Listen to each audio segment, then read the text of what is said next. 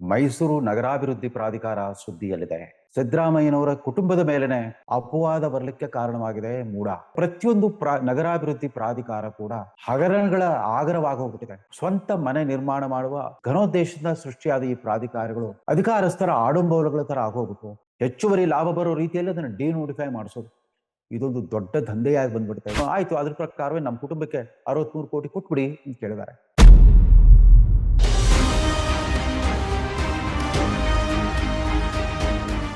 ಇದ್ದಕ್ಕಿದ್ದಂತೆ ಮೈಸೂರು ನಗರಾಭಿವೃದ್ಧಿ ಪ್ರಾಧಿಕಾರ ಸುದ್ದಿಯಲ್ಲಿದೆ.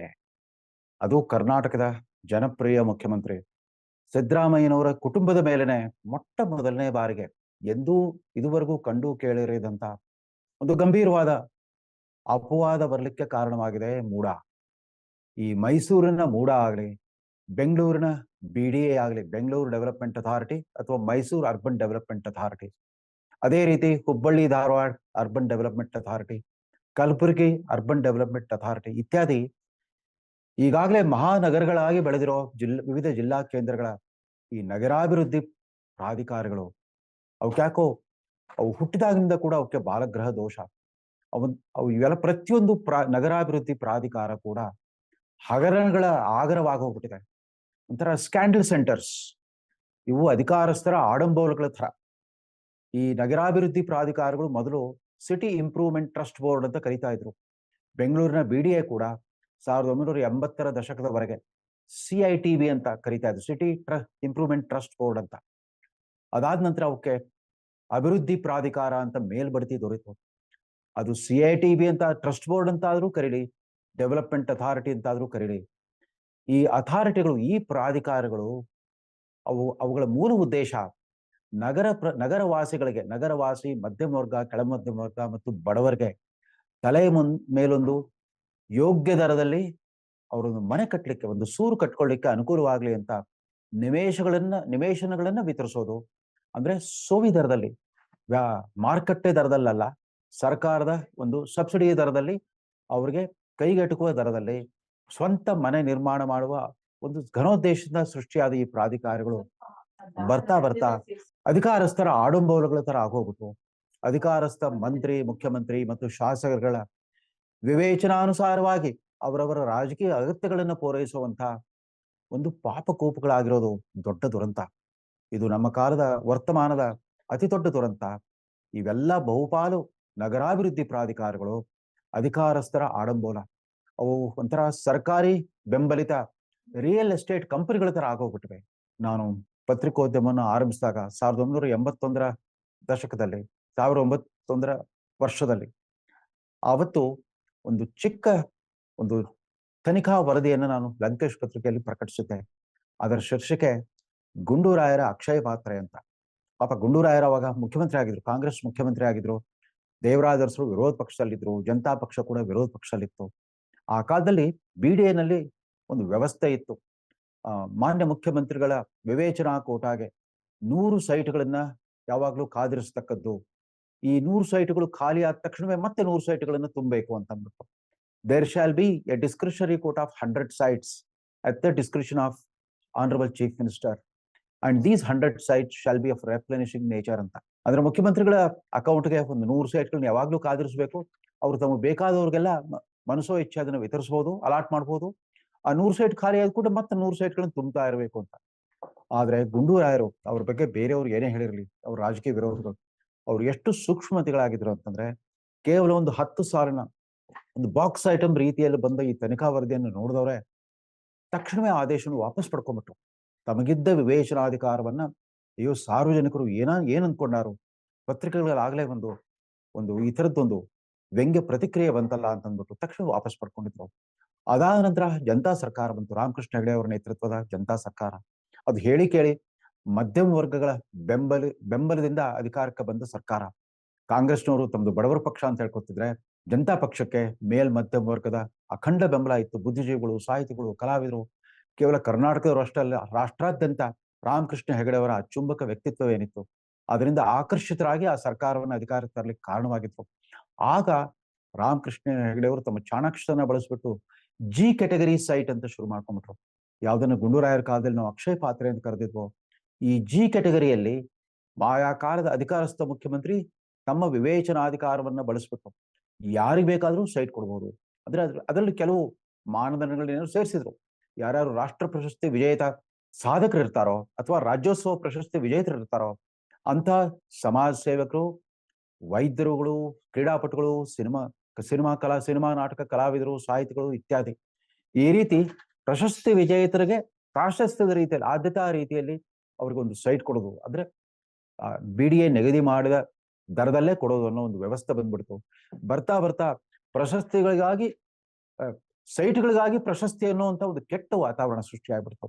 ಆ ಪ್ರಶಸ್ತಿಗೋಸ್ಕರ ಒಂದು ಅಸಹ್ಯಕರವಾದ ಪೈಪೋಟಿ ನಡೀಕ್ ಶುರುವಾಯಿತು. ಅಧಿಕಾರಸ್ಥರ ಒಡ್ಡೋಲಗದಲ್ಲಿ ಸಾಹಿತಿ ಕಲಾವಿದರ ಓಡಾಟ ಕೂಡ ಜಾಸ್ತಿ ಆಯಿತು. ಇದು ಬರ್ತಾ ಬರ್ತಾ ಆವತ್ತಿನ ಜನತಾ ಪಕ್ಷದ ಅಧಿಕಾರದ ಅವಧಿಯಲ್ಲೇನೆ ಒಂದು BDA ಹೌಸಿಂಗ್ ಸೊಸೈಟಿ ಹಗರಣ ಅಂತ ಒಂದು ಭಾರಿ ಪ್ರಮಾಣದ ಅಕ್ರಮ ವ್ಯವಹಾರ ನಡೆದಿತ್ತು. ಸುಮಾರು 40 ಆಯ್ದ ಖಾಸಗಿ ಸಹಕಾರಿ ಗೃಹ ನಿರ್ಮಾಣ ಸಂಘಗಳಿಗೆ ಆವತ್ತಿನ ಸರ್ಕಾರ 10ರಿಂದ 100 ಎಕರೆವರೆಗೂ ಕೂಡ ನೋಟಿಫೈ ಮಾಡಿತ್ತು. ತನ್ನ ಅಧೀನಕ್ಕೊಳಪಟ್ಟ ಸರ್ಕಾರಿ ಜಮೀನನ್ನು ಮಂಜೂರು ಮಾಡಿತ್ತು. ಅದರ ಮಂಜೂರಾತಿಯ ಪ್ರಕ್ರಿಯೆ ಶುರುವಾಗದೆ 4-1 ನೋಟಿಫಿಕೇಶನ್. ಆ ನೋಟಿಫಿಕೇಶನ್ ಹಗರಣದಿಂದಾಗಿ ಸುಮಾರು 2.5 ಲಕ್ಷಕ್ಕೂ ಅಧಿಕ ಬೆಂಗಳೂರಿನ ನಾಗರಿಕರು ಈ ಸೊಸೈಟಿಗಳ ಮೆಂಬರ್ ಆಗ್ಬಿಟ್ರು.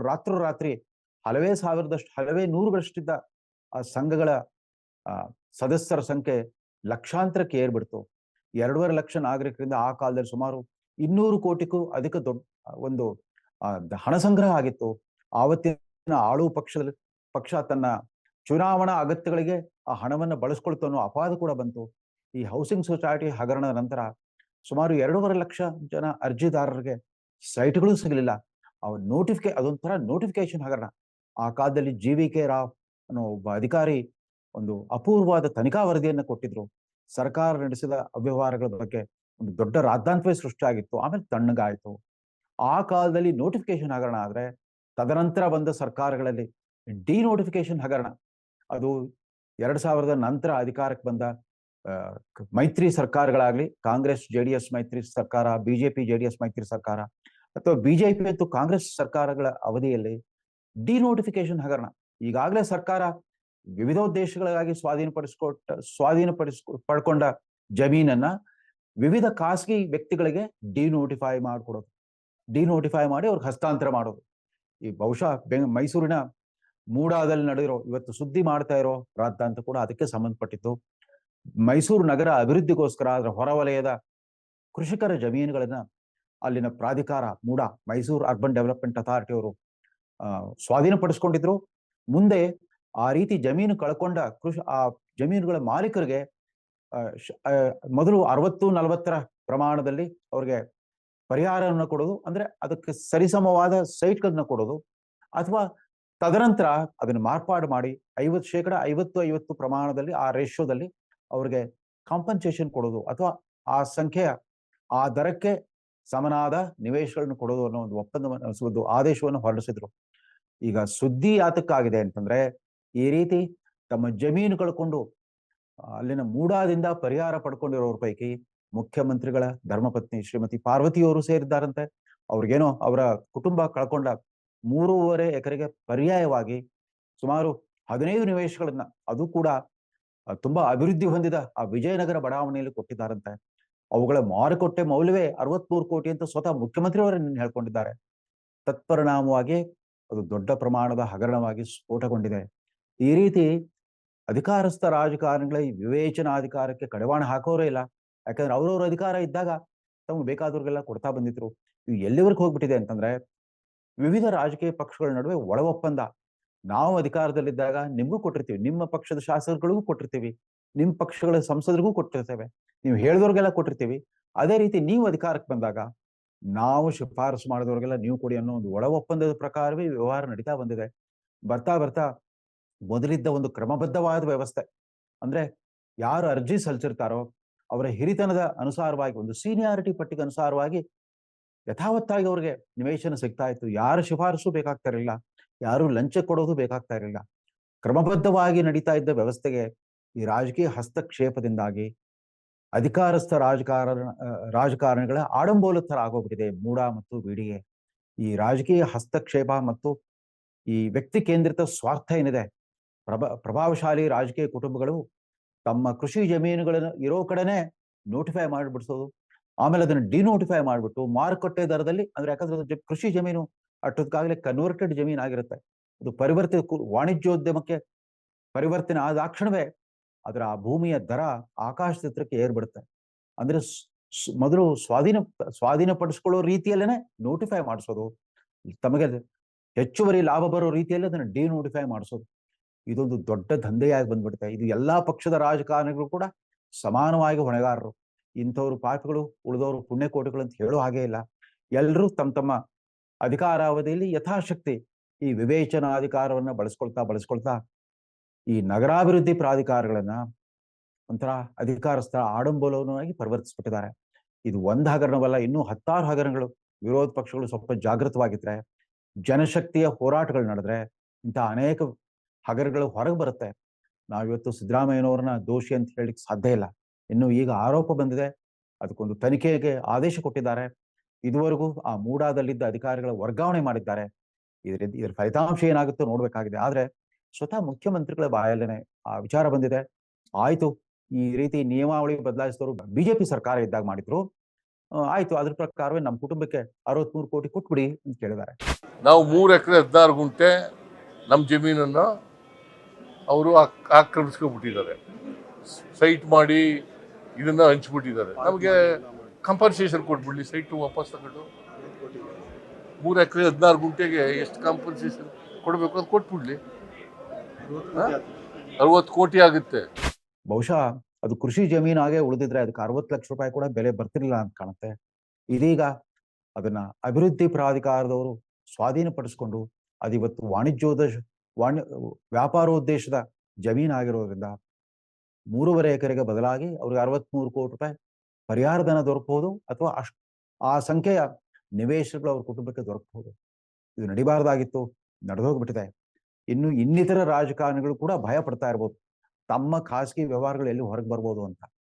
ಅದ್ಯಾಕೋ ಈ ಪ್ರಾಧಿಕಾರಗಳನ್ನೋದೇ ಅವಕ್ಕೆ ಬಾಲಗ್ರಹ ದೋಷ. ಅವ್ರು ಹುಟ್ಟಿದಾಗಿನಿಂದ ಅಧಿಕಾರ ದುರುಪಯೋಗಕ್ಕೆ, ಅಕ್ರಮವಾದ ಜಮೀನು ಪರಿವರ್ತನೆ, ಅಕ್ರಮವಾದ ಭೂ ಸ್ವಾಧೀನ ಮತ್ತು ಆ ಸ್ವಾಧೀನವನ್ನ ಬಿಟ್ಕೊಡೋದಕ್ಕೆ 4-1 ನೋಟಿಫಿಕೇಶನ್ ಮಾಡೋದು, ಆಮೇಲೆ ಡಿನೋಟಿಫಿಕೇಶನ್ ಮಾಡೋದು.